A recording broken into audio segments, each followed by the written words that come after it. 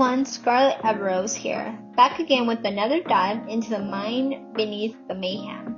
This time, I'm doing something a little different. No poll, no vote, just me choosing a character I couldn't stop thinking about. Today we're crossing universe, from Nen to demonic portals, to decode the White Rabbit from Netflix series The Devils May Cry. He's not just a villain, he's a human turned monster. A broken dreamer in a fine suit, carrying a weapon for vengeance. Grab your force edge, brace for brutality, and let's descend. Before we get started, big thanks to everyone riding this wild ride with me. Whether you're sharing theories, sliding into my DMs, or hyping up past episodes, you're why I keep creating. This time I choose the spotlight. No vote, just instinct. White Rabbit always stuck with me, so thank you for trusting me with these worlds, even when I take unexpected turns. Now let's do this one justice. Yes, very quick thank you guys. I've been through the ringer with a lot of things personally, but we're all good, and I really want to thank you all for supporting me and everything else, and I couldn't do this without you guys, and I love you guys all. Alright guys, let's do this one justice. I'm really excited to do this one. Segment 1, Origin, Mask, and Form. He begins human, an orphan who loved Alice in Wonderland, a refugee, and Mackay, fundraising for demons' lives. He saved demons until murder turned him monstrous. Trauma grafted into purpose. He's Dante's twisted mirror, both survivor. One chooses redemption, and he chooses rebellion. So if you guys do not know who Dante is like this cocky, but also very sexy too, character that, has an amulet that his mom gave him that has, okay, so even though this is based on the White Rabbit, yes, but just for a little bit of context here, Dante is half demon, half human hybrid, where his dad named Sparta, basically was like this, I don't know if he was like a king or whatever, but, he's the son of Sparta. And he has another brother named, Virgil. And Virgil, from what it looks like, is that he's going to be the second villain in season 2. And I'm really curious on that. I'm really curious. I have heard of Devils May Cry, like the video game, but I haven't seen so much of it until this anime series, which I understand a lot of the actual hardcore Devils May Cry fans are not too happy with it, but since I'm just getting into the series, I was, to be honest with you, yes, I was there for Dante at first because he's voiced by one of my favorite voice actors, Johnny Young Baj, but after watching the series, I would have to say the White Rabbit stole the show. To be honest with you, I honestly thought the White Rabbit was the main protagonist at first until I remember, oh no, he's the antagonist, never mind. But he had such main character energy, you guys, I kind of forgot. I to be honest, I forgot about Dante for a while until I'm like, oh wait, wrong character. But still, White Rabbit, in my personal opinion. But anyway, he, sorry, I lost my train of thought. So Dante has his amulet where his mother gave him, and Virgil, his brother, which, spoilers ahead here, I forgot to mention this at first. This is going to be very, very big spoiler, so if you guys haven't watch the series, I recommend you guys click off, watch the series if you need to, and then come back. But if you guys don't care, you guys can watch the video if you guys want. In my personal opinion, I love the show. I'm really stoked for this next one, even though I'm highly upset that the White Rabbit won't be in there, but we'll see, who knows, probably not, but I'm just saying, he was such a really fascinating character that I'm like, I want a show just about him, like, from beginning to end. Like, that's how much he's such a fascinating character. So, let's keep going. So, segment 2, morality, mercy, and call out. Okay, even though he is my favorite, I do not condone his action, and I will call him out in this segment. And I might fangirl at the same time, but first I'm gonna call him out for serious though.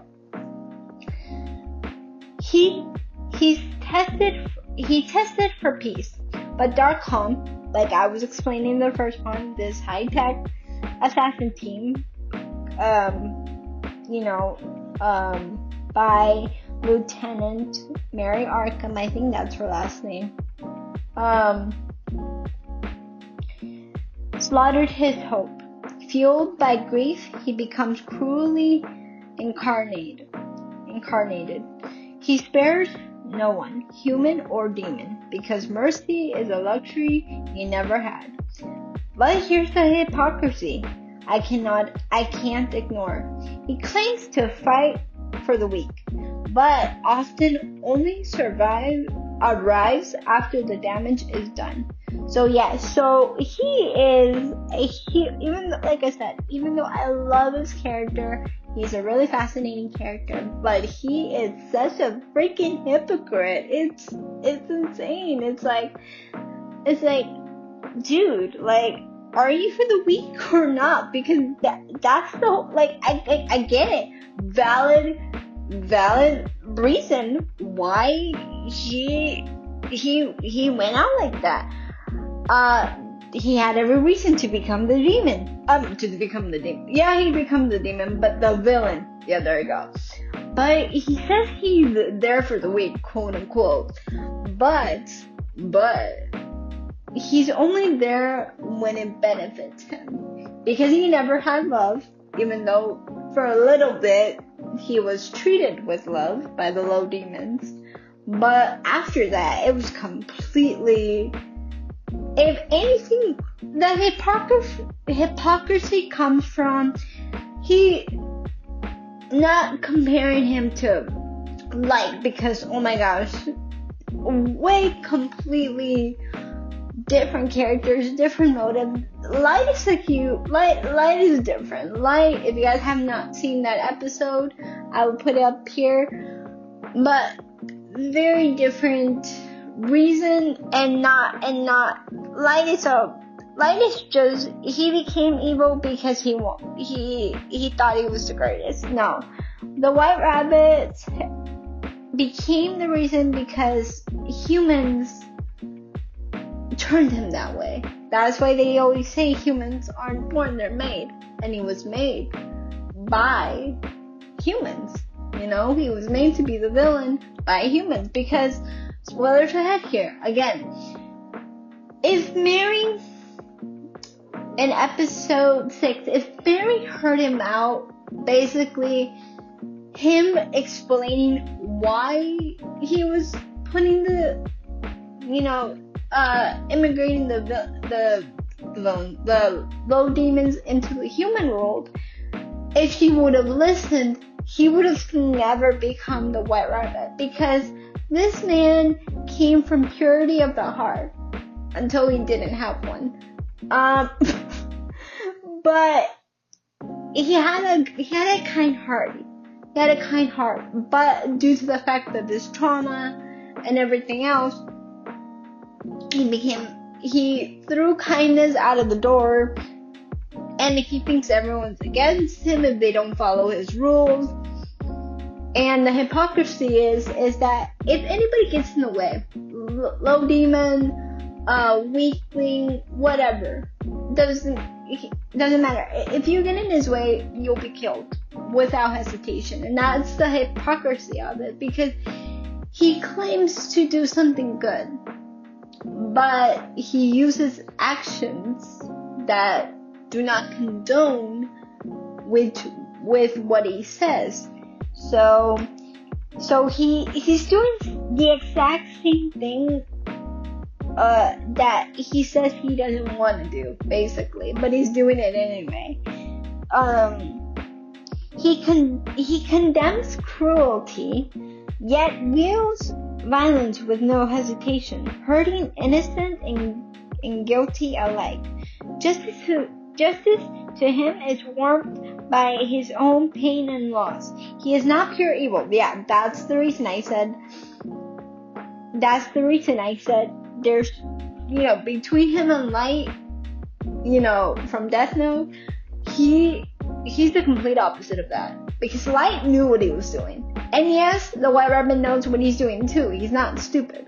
He knows that. He knows he's a hypocrite. He knows that. But he'd rather think he's not, but he knows he is.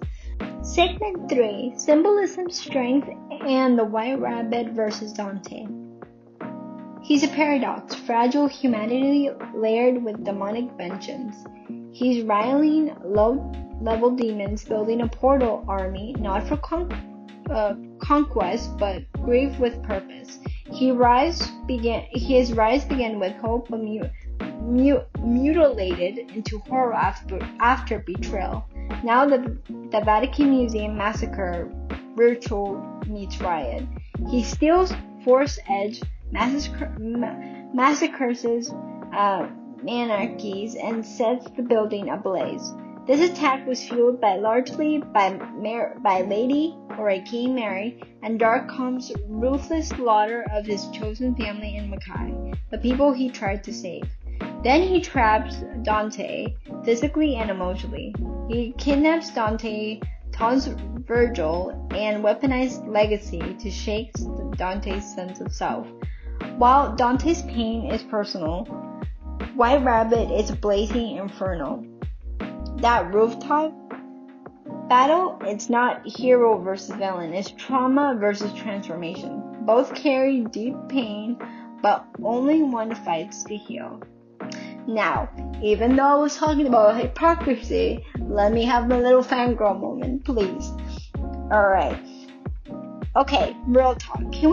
Can we acknowledge White Rabbit is fine without the mask? With the mask too, but I'm gonna say without the mask. It's fine as hell.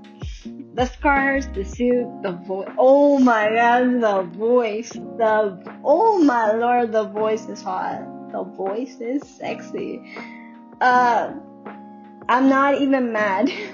But heads up, don't let sexy villains fool you. He doesn't mean save.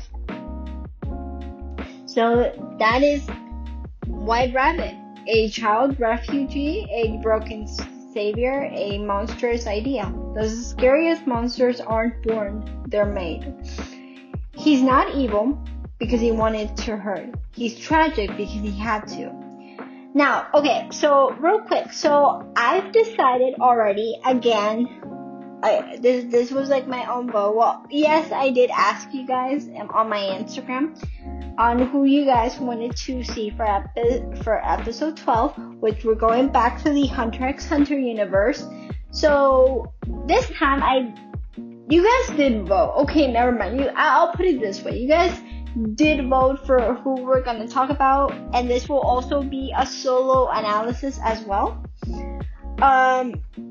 But for, let's say, I'm just putting this in here, let's say for episode 13, after I do my episode 12, even though you guys already decided on who we're going to be talking about, which I will not announce it here, but we are going back to the Hunter x Hunter universe.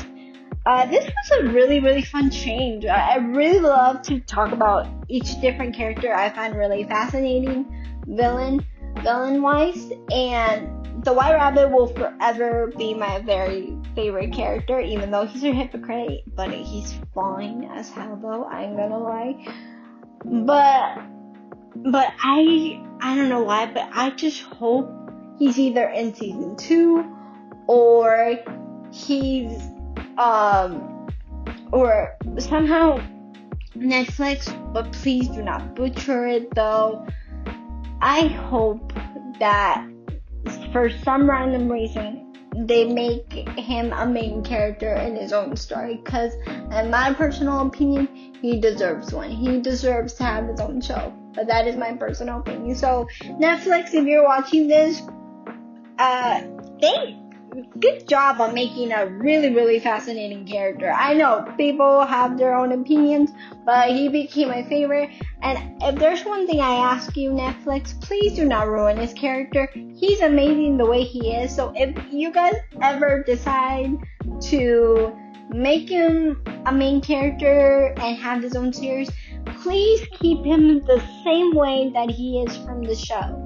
Like, I don't know how you guys do it, but if there's a spin-off or something of that, of like a timeline, I'm just saying, for some random reason, please do, because this is such a fascinating character. But that is my personal opinion.